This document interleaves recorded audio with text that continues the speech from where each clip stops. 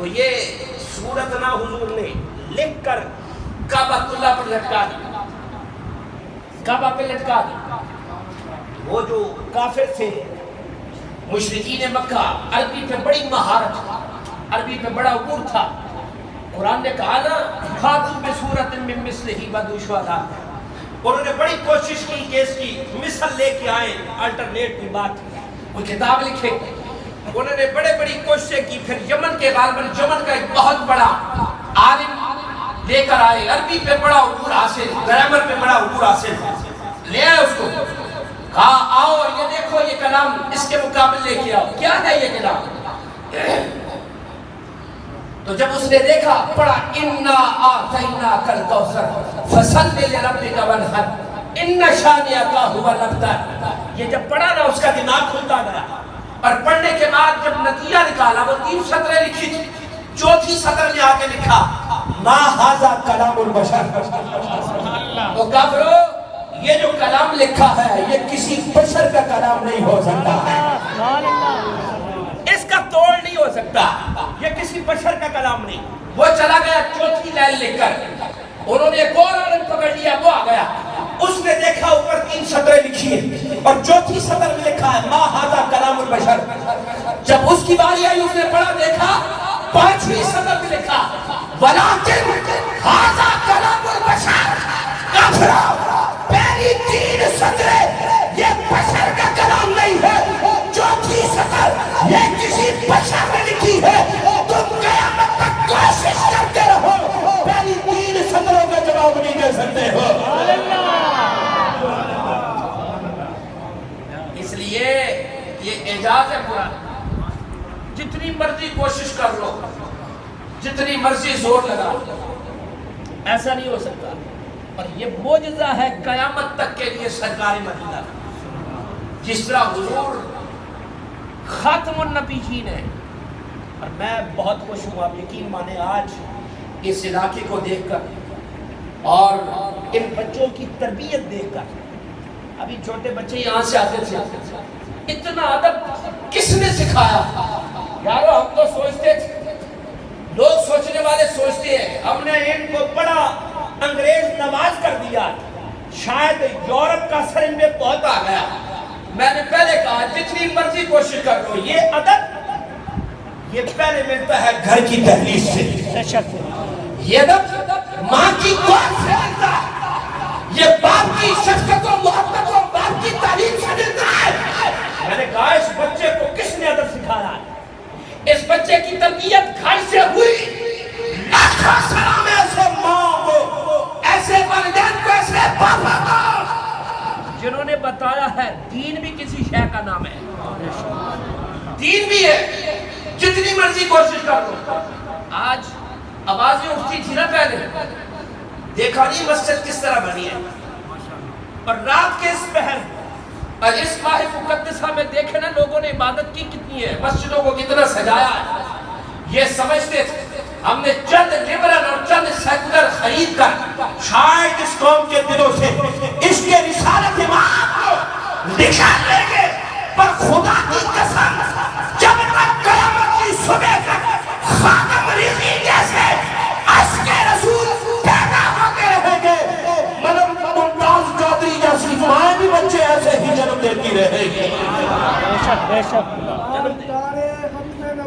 زندہ باد زندہ باد زندہ باد زندہ باد۔ آج جو ہم یہ نعرہ لگاتے ہیں تاجدار ختم نبوت، لبیک یا رسول اللہ، بتائیں ایمان سے مدینے والا دیکھ رہا ہے یا نہیں دیکھ رہا؟ میں نے پہلے کہا جس کا نبی نہیں دیکھتا، جس کا نبی نہیں سنتا، اس کو اس کا اپنا نبی مبارک، اس کو اپنا نبی مبارک، حضور کے حدیث مبارکہ آقا فرماتے ہیں سنو، انی لعارف اجر من مکہ کان یسلم علی قبل ان ابعث، انی لعارفہ الان، جس محمد کا کہنا نبی مختار کہتے ہیں، میں دنیا والا اس پتھر کو بھی جانتا ہوں، ابھی میں دنیا میں نہیں آیا، میرے آنے سے پہلے مکے کا جو پتھر مجھ پہ درود و سلام پڑھتا تھا، میں محمد آج بھی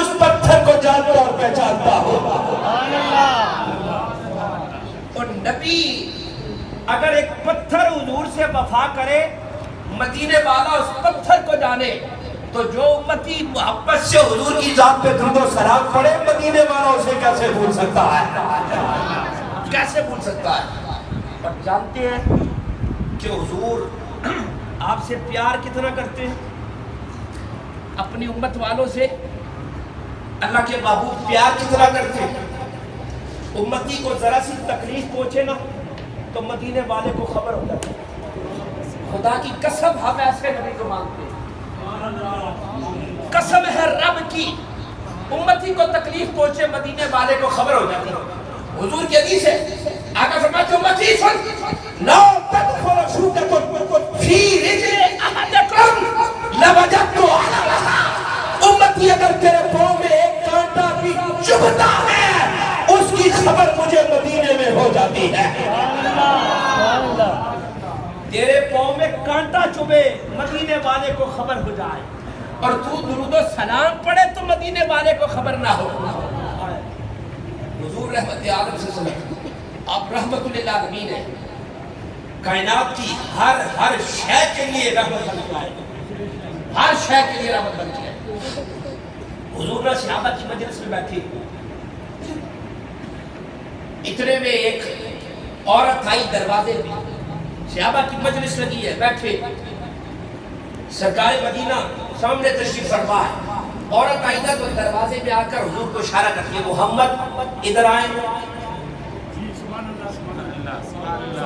میری بات سن، اللہ ہوگا۔ آقا نے یہ نہیں کہا میں بیٹھا ہوں مجلس لگی ہے صحابہ بیٹھے، یہ عورت آ کر مجھے بلا رہی، اس نے کہا نا حضور ادھر آئے میری بات سنیں۔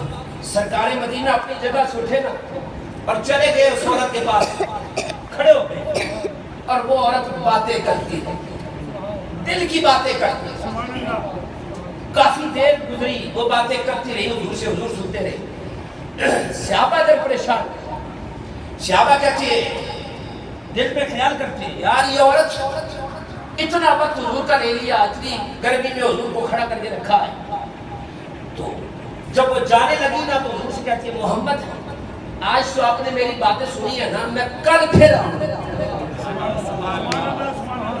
میں پھر آؤں۔ آقا نے فرمایا ٹھیک ہے پھر آ جائے،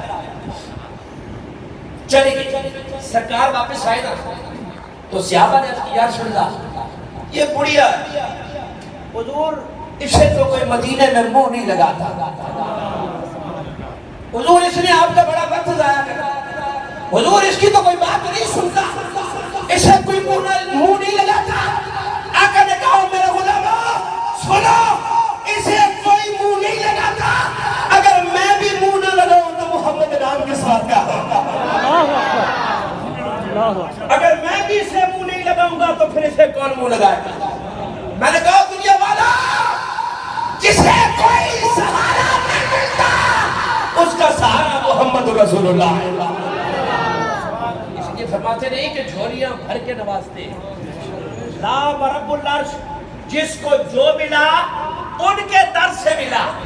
اعلیٰ حضرت نے کیا خوب لکھا، لا رب العرش جس کو جو ملا ان کے در سے ملا، بڑھتی ہے کونین میں نعمت رسول اللہ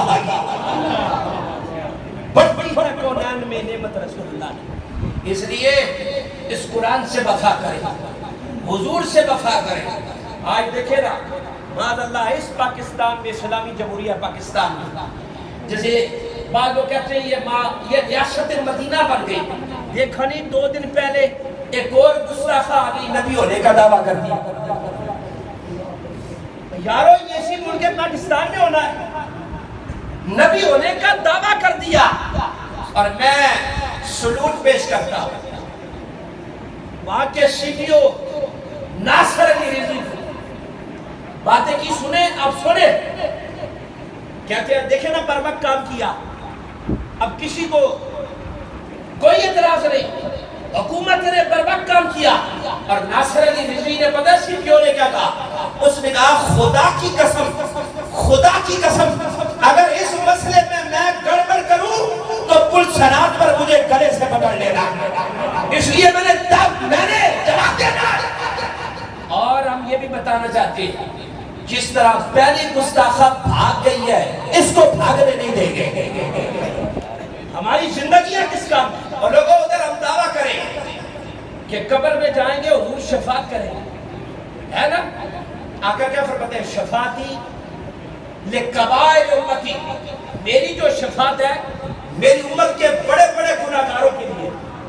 میری شفاعت میری امت کے بڑے بڑے گناہگاروں کے لیے.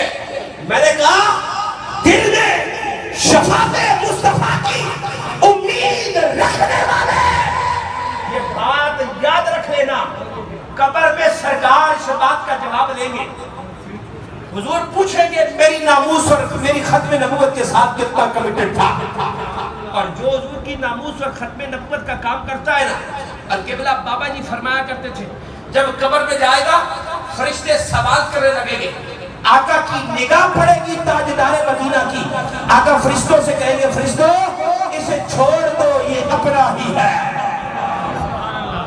یہ اپنا ہی ہے. میں نے کہا ساری دنیا کے تعلقات ختم ہو جاتے ہیں اس میدان میں.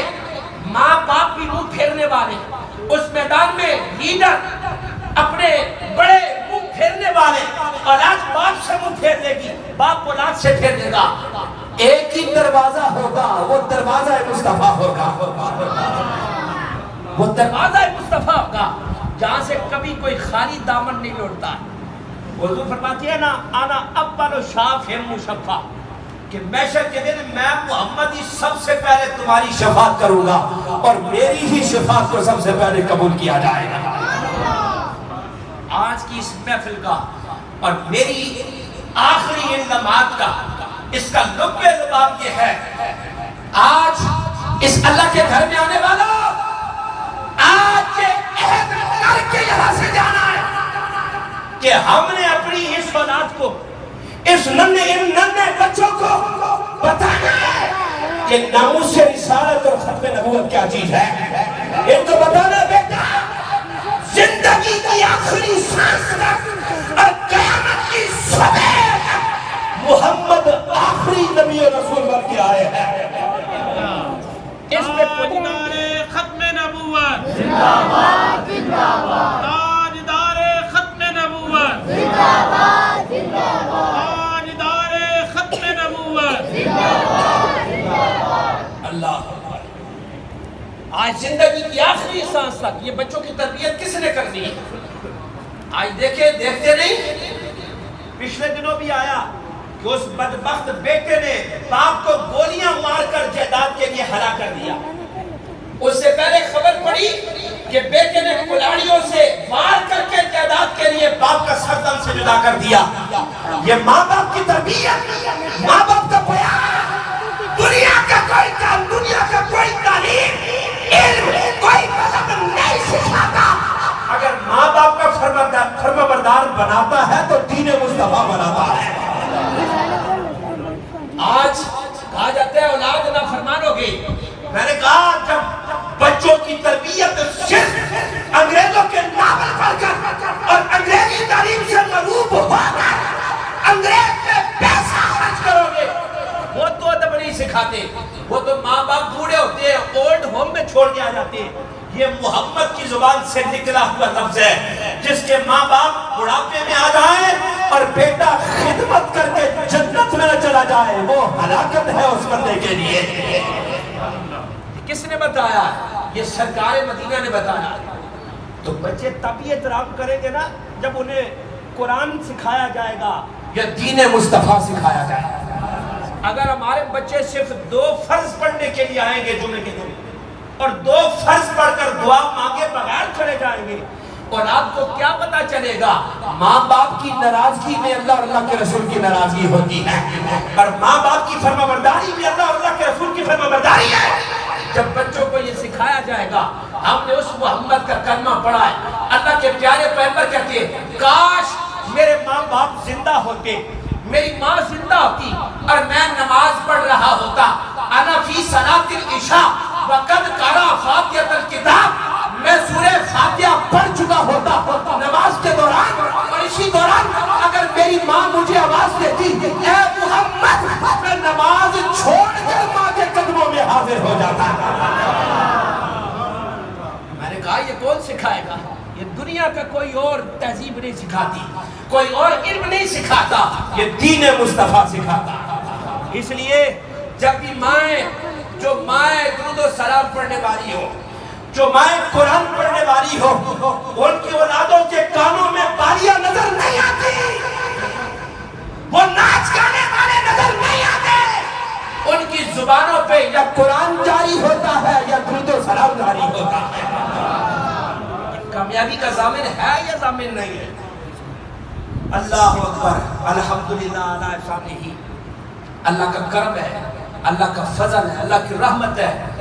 بس یہ کہا کریں کہ مرنا تو ہے نا کسی نے, موت تو آنی اٹل حقیقت ہے. مال و دولت سے بچا نہیں جا سکتا, موت آنی ہے. پر موت پتہ ہے کیسے آنی چاہیے؟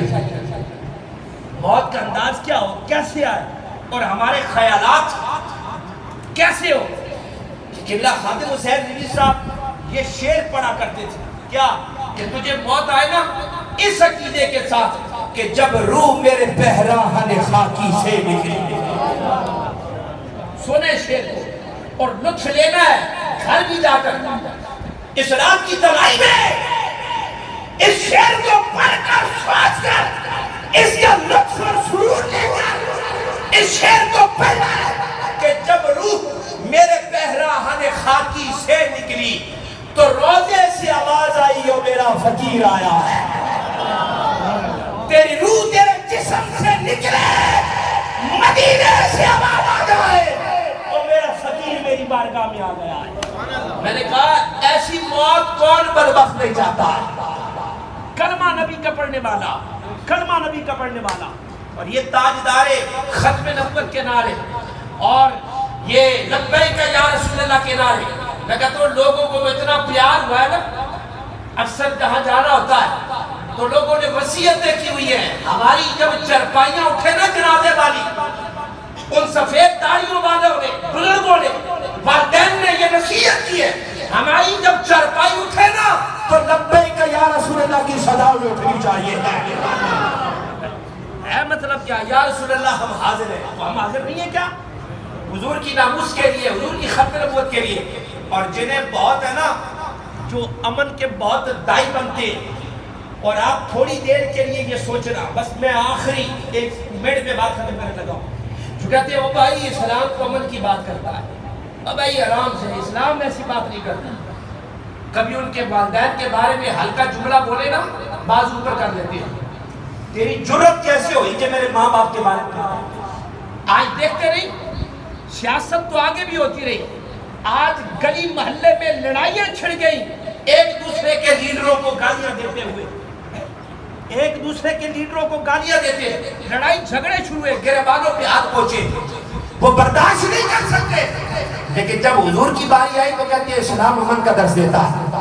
میں نے کہا ظالم شرم نہیں آتی, اپنے ماں باپ کے لیے تو لڑنے مرنے کے لیے تیار, اپنے لیڈر کے لیے لڑنے مرنے کے لیے تیار, اپنے لیڈر کے لیے خود کچھ خودبار کرتا ہے, اور حضور کی دفعہ کہتا ہے کہ اسلام امن کی بات کرتا ہے. خدا کی قسم جب تک ایک پکا مسلمان موجود ہے, قیامت کی صبح تک ناموس رسالت اور ختم نبوت پر کسی کو ڈاکہ مارنے کی اجازت نہیں دے سکتے. اس لیے کہ ہم یہ کہتے ہیں کہ محمد سے وفا تو نے تو ہم تیرے ہیں, یہ جہاں چیز ہے کیا لاہو کرم تیرے ہیں. باخر دعوانا ان الحمدللہ رب العالمین.